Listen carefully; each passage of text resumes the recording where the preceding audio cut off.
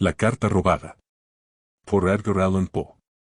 Nada es más odioso para la sabiduría que una agudeza excesiva. Séneca.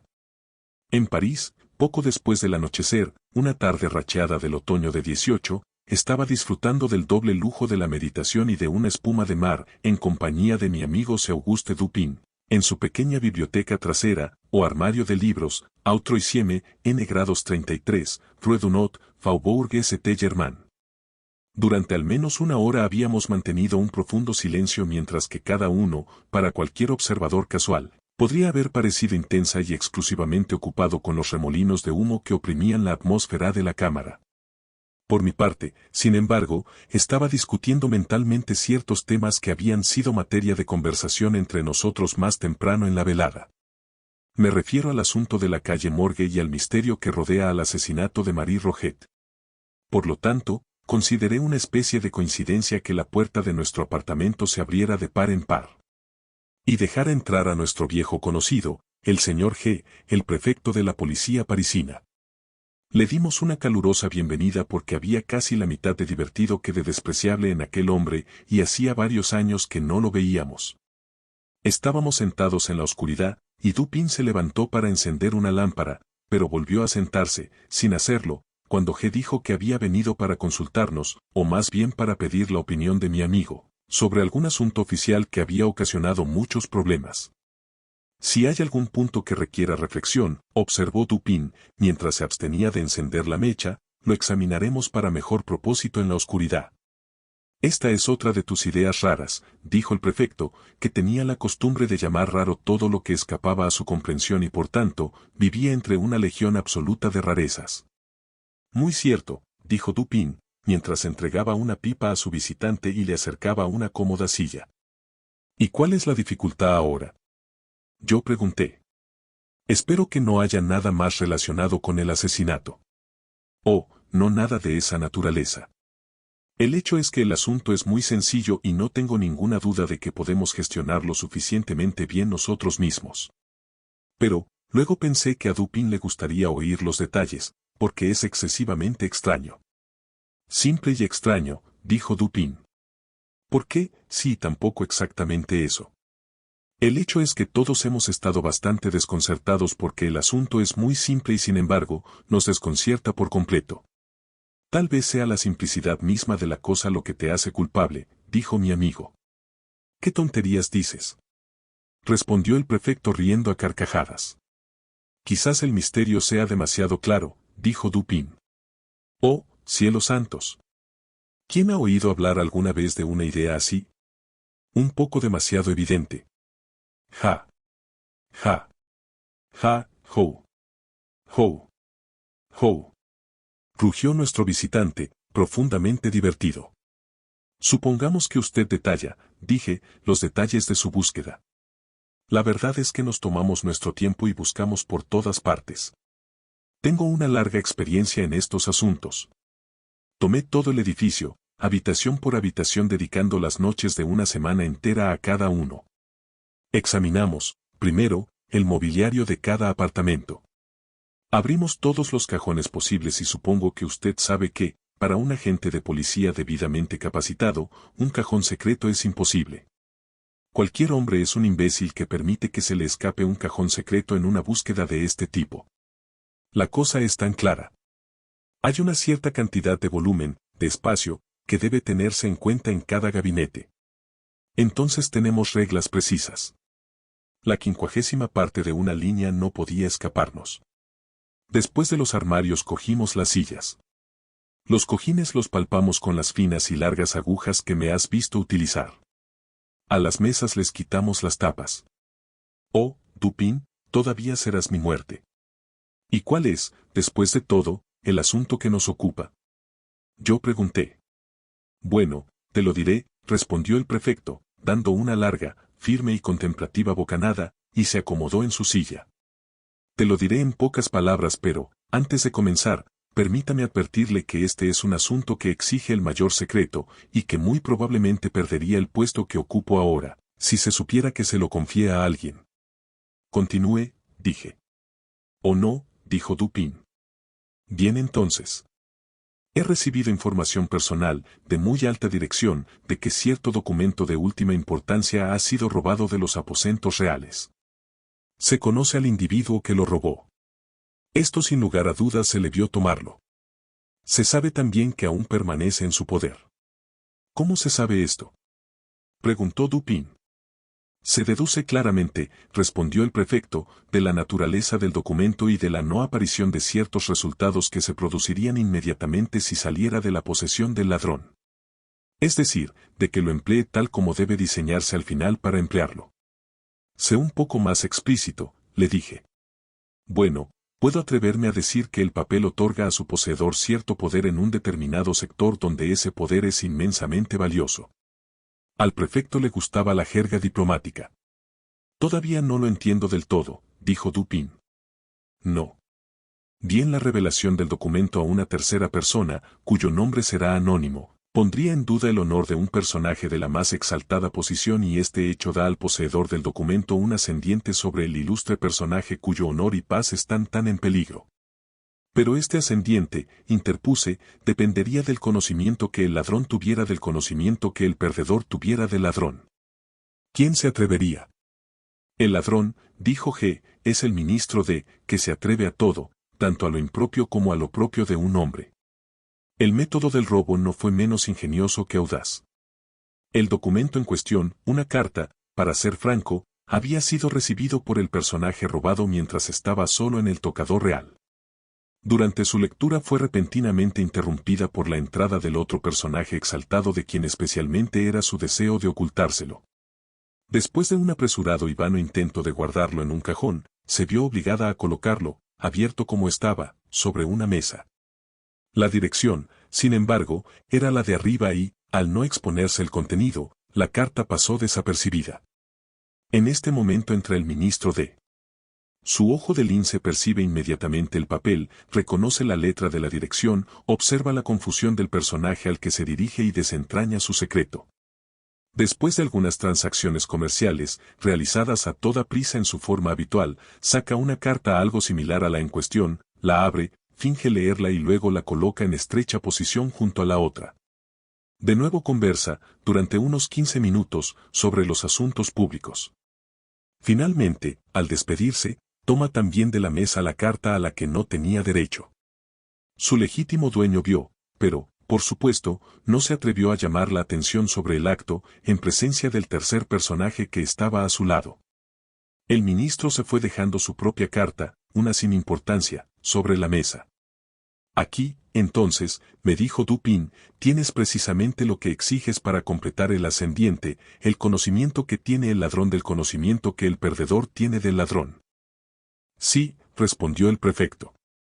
Y el poder así obtenido ha sido ejercido, durante algunos meses, con fines políticos, en un grado muy peligroso. El personaje robado está cada día más convencido de la necesidad de recuperar su carta. Pero esto, por supuesto, no se puede hacer abiertamente. En fin, desesperada, me ha confiado el asunto. ¿Que quién?, dijo Dupin, en medio de un perfecto torbellino de humo, supongo que no podría desearse, ni siquiera imaginarse, un agente más sagaz. Me halagas, respondió el prefecto. Pero es posible que se haya albergado alguna opinión similar. Está claro, dije, como usted observa, que la carta está todavía en posesión del ministro ya que es esta posesión, y no cualquier empleo de la letra, la que otorga el poder. Con el empleo el poder desaparece. Es cierto, dijo G. Y con esta convicción procedí. Mi primera preocupación fue registrar minuciosamente el hotel del ministro y aquí mi principal problema residía en la necesidad de buscarlo sin que él lo supiera. Más allá de todas las cosas, me han advertido del peligro que resultaría de darle motivos para sospechar de nuestro plan. Pero, dije, usted está muy al tanto de estas investigaciones. La policía parisina ya ha hecho esto muchas veces antes. O sí, y por eso no me desesperé. Las costumbres del ministro me dieron también una gran ventaja. Con frecuencia se ausenta de casa toda la noche. Sus sirvientes no son en modo alguno numerosos. Duermen lejos de la habitación de su amo y, como son principalmente napolitanos, se emborrachan fácilmente. Como usted sabe, tengo llaves con las que puedo abrir cualquier cámara o gabinete de París. Desde hace 3 meses no ha pasado una sola noche durante la mayor parte de los cuales no me he ocupado personalmente de saquear el hotel D. Mi señoría está interesada y, para mencionar un gran secreto, la recompensa es enorme. Así que no abandoné la búsqueda hasta que estuve plenamente convencido de que el ladrón es un hombre más astuto que yo. Creo que he investigado todos los rincones del local en los que es posible esconder el papel. Pero no es posible, sugerí, que aunque la carta pueda estar en posesión del ministro, como es incuestionable, la haya ocultado en otro lugar que no sea su propio local. Esto es apenas posible, afirmó Dupin. La peculiar situación actual de los asuntos en la corte, y especialmente de aquellas intrigas en las que se sabe que D. está involucrado, haría que la disponibilidad instantánea del documento, su susceptibilidad de ser presentado en cualquier momento, fuera un punto de casi igual importancia. Importancia con su posesión. Su susceptibilidad de ser producido, dije yo. Es decir, de ser destruido, dijo Dupin. Es cierto, observé. Entonces el periódico está claramente sobre las premisas. En cuanto a que recaiga sobre la persona del ministro, podemos considerarlo fuera de discusión. Completamente, dijo el prefecto. Ha sido asaltado 2 veces, como por asaltantes, y su persona fue registrada rigurosamente bajo mi propia inspección. Podrías haberte ahorrado este problema, dijo Dupin. D, supongo, no es del todo tonto y, si no, debe haber anticipado estos asaltos, por supuesto. No es del todo tonto, dijo G, pero es un poeta, lo cual considero que está a un paso de ser un tonto. Es cierto, dijo Dupin, después de una larga y pensativa bocanada de su espuma de mar, aunque yo mismo he sido culpable de ciertas tonterías. ¿Por qué? A veces la persona que desea ocultar un artículo quita la parte superior. De una mesa u otro mueble dispuesto, de manera similar luego se excava la pata, se deposita el artículo dentro de la cavidad y se reemplaza la parte superior. La parte inferior y superior de los postes de la cama se emplean de la misma manera. ¿Pero no se pudo detectar la cavidad mediante sondeo? Yo pregunté. De ninguna manera, si al depositar la cosa se le coloca alrededor una suficiente guata de algodón. Además, en nuestro caso nos vimos obligados a proceder sin hacer ruido. Pero no podrías haber quitado, no habrías podido desarmar todos los muebles en los que hubiera sido posible hacer un depósito en la forma que mencionas. Una carta se puede comprimir en un fino rollo en espiral, que no difiere mucho en forma ni volumen de una aguja de tejer grande, y de esta forma se puede insertar en el peldaño de una silla, por ejemplo. ¿No destrozaste todas las sillas? Ciertamente no, pero lo hicimos mejor, examinamos los peldaños de cada silla del hotel y, de hecho, las uniones de cada tipo de mobiliario, con la ayuda de un microscopio de lo más potente. Si hubiera habido algún rastro de disturbio reciente, no habríamos dejado de detectarlo al instante. Un solo grano de polvo de barrena, por ejemplo, habría sido tan obvio como una manzana. Cualquier desorden en el pegado, cualquier separación inusual en las uniones, habría sido suficiente para asegurar la detección. Supongo que miró los espejos, entre las tablas y los platos, y sondeó las camas y la ropa de cama, así como las cortinas y las alfombras. Eso por supuesto. Y cuando hubimos terminado de esta manera cada detalle del mobiliario, examinamos la casa misma.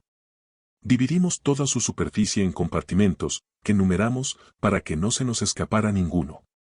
Luego examinamos cada centímetro cuadrado de todo el recinto, incluidas las 2 casas inmediatamente contiguas, con el microscopio, como antes. Las 2 casas contiguas, exclamé. Debes haber tenido muchos problemas. Tuvimos. Pero la recompensa ofrecida es prodigiosa. ¿Incluyes los terrenos alrededor de las casas? Todo el terreno está pavimentado con ladrillos. Nos dieron comparativamente pocos problemas. Examinamos el musgo entre los ladrillos y lo encontramos intacto. Buscaste, por supuesto, entre los papeles de D. ¿Y en los libros de la biblioteca? Ciertamente abrimos cada paquete y parcela. No solo abrimos cada libro, sino que hojeamos cada hoja de cada volumen, sin contentarnos con una simple sacudida, al estilo de algunos de nuestros policías. También medimos el grosor de cada cubierta del libro, con la medida más precisa, y aplicamos a cada uno de ellos el más celoso escrutinio del microscopio. Si alguna de las encuadernaciones hubiera sido manipulada recientemente, habría sido completamente imposible que el hecho hubiera escapado a la observación.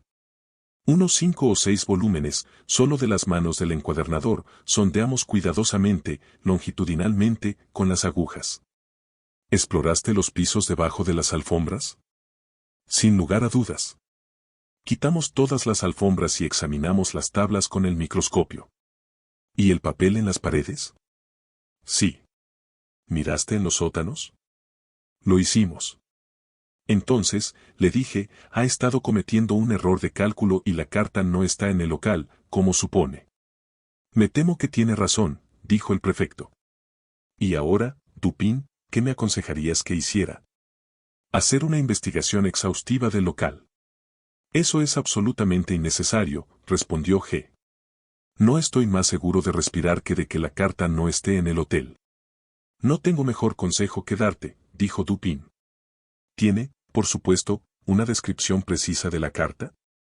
Oh, sí. Y entonces el prefecto, sacando un libro de notas, procedió a leer en voz alta una relación minuciosa del aspecto interno, y especialmente externo, del documento desaparecido. Poco después de terminar de leer esta descripción, se marchó, más deprimido de lo que jamás había conocido al buen caballero. Aproximadamente un mes después nos hizo otra visita y nos encontró ocupados casi como antes. Tomó una pipa y una silla y entabló una conversación ordinaria. Al fin dije, bueno, pero G, ¿qué pasa con la carta robada? Supongo que por fin habrá decidido que no existe tal cosa como extralimitarse con el ministro. Maldito sea, digo yo, sí. Sin embargo, hice un nuevo examen, como sugirió Dupin, pero todo fue trabajo perdido, como sabía que sucedería. ¿De cuánto fue la recompensa ofrecida, dijiste? Preguntó Dupin. Bueno, mucho, una recompensa muy generosa. No me gusta decir cuánto exactamente, pero una cosa diré, no me importaría entregar mi cheque individual de 50.000 francos a quien pudiera conseguirme esa carta.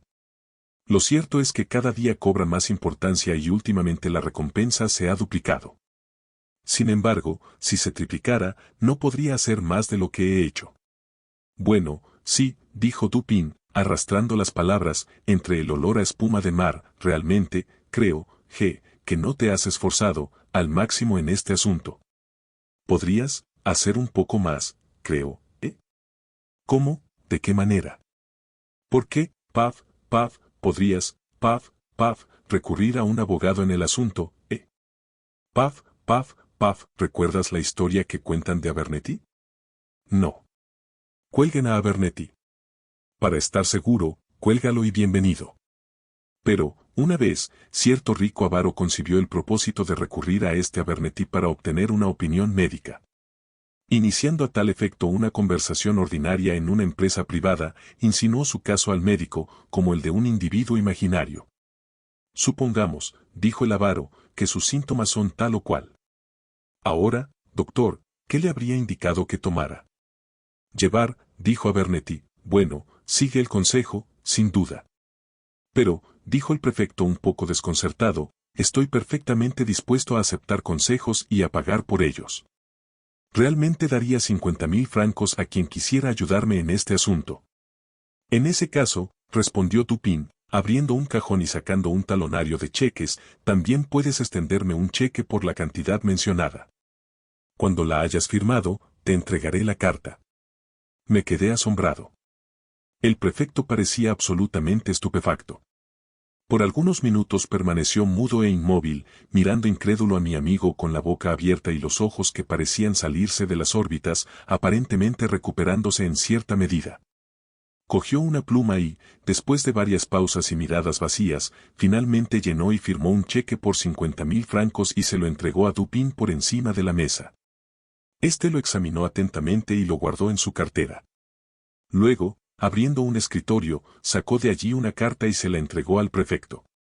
Este funcionario lo agarró en una perfecta agonía de alegría, lo abrió con mano temblorosa, echó un rápido vistazo a su contenido y luego, trepando y luchando hacia la puerta, finalmente salió corriendo sin ceremonias de la habitación y de la casa, sin haber pronunciado una sílaba ya que Dupin le había pedido que llenara el cheque. Cuando se fue, mi amigo empezó a dar algunas explicaciones.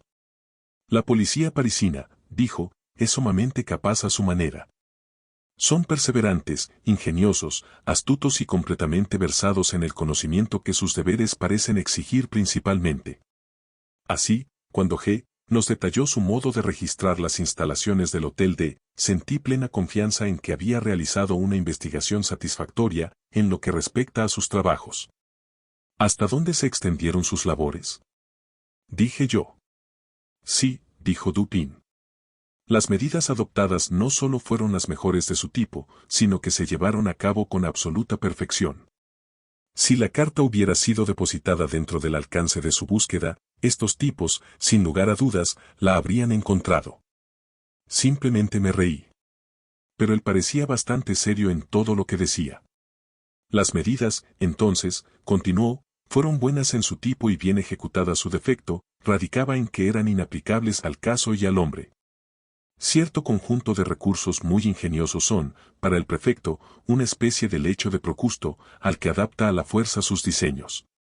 Pero siempre se equivoca al ser demasiado profundo o demasiado superficial para el asunto que tiene entre manos. Y muchos escolares razonan mejor que él. Conocí a uno de unos 8 años de edad, cuyo éxito en las adivinanzas en el juego de pares e impares atrajo la admiración universal.